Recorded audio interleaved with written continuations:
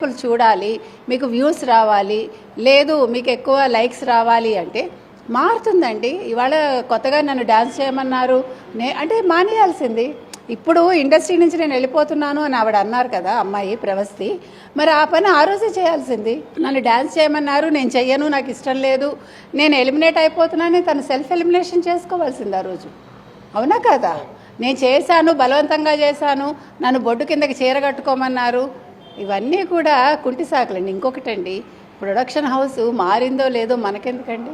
మీకు ఇష్టమై మీరు జ్ఞాపిక ప్రొడక్షన్స్ అయినా మీరు వెళ్ళారుగా, మీరు వెళ్ళే రోజు అది ఆలోచించుకోవాలి, ఇది కొత్త ప్రొడక్షన్ హౌస్, నేను వెళ్ళనని. వెళ్ళాక నేను గొంగట్లో తింటూ వెంట్రుకలు ఏరుతానంటే అది పద్ధతి కాదు. అయినా అంత చిన్న పిల్ల చాలా మెచ్యూర్డ్గా మాట్లాడుతున్నాను అనుకొని వీళ్ళందరి మీద నిందలేయటం అనేది మాత్రం చాలా అసమంజసంగా అనిపించింది నాకైతే. అమ్మాయి వెనకాల ఎవరో ఉండి మాట్లాడిస్తున్నారు, ఇది మంచి పద్ధతి కాదండి.